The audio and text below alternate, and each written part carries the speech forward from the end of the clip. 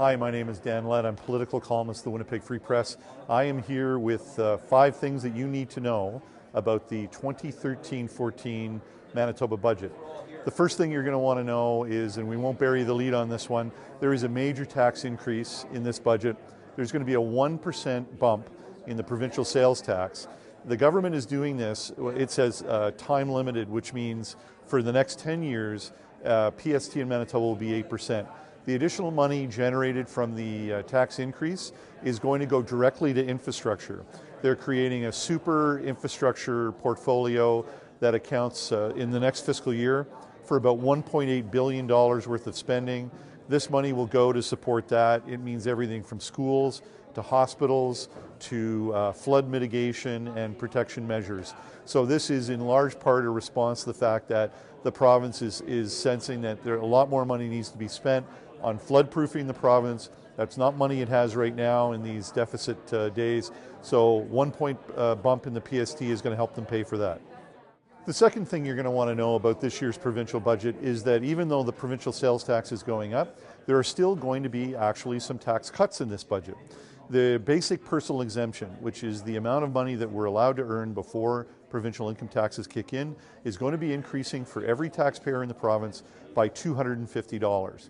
It's a nice thing for people in the middle and upper income brackets. It's a pretty essential thing for people in lower income brackets. It actually removes several thousand people from tax rolls. That's going to take place in this year's budget. The other thing that was announced in this year's budget is that seniors, those over 65, will no longer pay property tax on the education portion of property tax on their properties. It'll be phased in, and so sometime in 2015, no more property tax on homes that are owned by people over 65. So along with tax increases, you're getting a little bit of tax relief. The third thing you're going to want to know about this year's budget is austerity. Now, austerity is sort of the current buzzword in provincial and federal budgeting.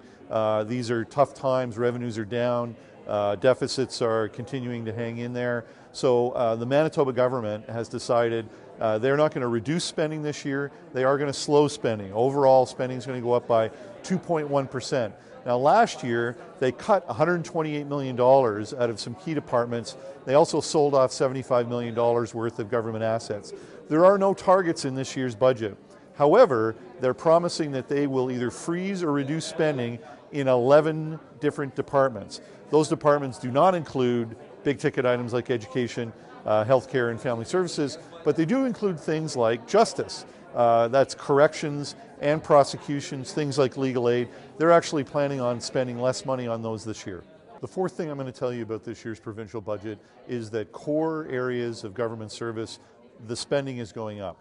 Healthcare, the government expects to spend somewhere in the neighborhood of $5.2 billion this upcoming year. That's a 3.6% increase. Education is going up to almost $2.4 billion. That includes both public education and post-secondary. That's a 2.9% increase. And family services, the total budget will top out at about $1.1 billion. That's a 2% increase. Those are the 3 sort of departments of government that really drive the increase in government spending this year. The last thing I'd like to tell you about in this year's provincial budget is the deficit. The deficit is really used as the true measurement of the success of the budget, but also the fiscal situation that the province is facing. This year, the province is forecasting a $518 million deficit. That is down slightly from the $583 million deficit that the government expects to accumulate from the previous fiscal year. Now, one interesting thing to note, the last year's deficit actually grew during the year from what they had originally budgeted. That was because revenues were a little lower than they expected and they had some unexpected costs. This year, will the deficit be larger than $518 million? The big variable is flooding. Last year, flooding continued to cost the province hundreds of millions of dollars more than they thought they were going to have to spend. If this year turns out to be a bad flood year, then you're going to see that $518 million go up exponentially. If it's an easy flood year and costs are held down, you might actually see them come below $518 million. My name is Dan Lett. This has been 5 things that you need to know about the 2013-14 provincial budget.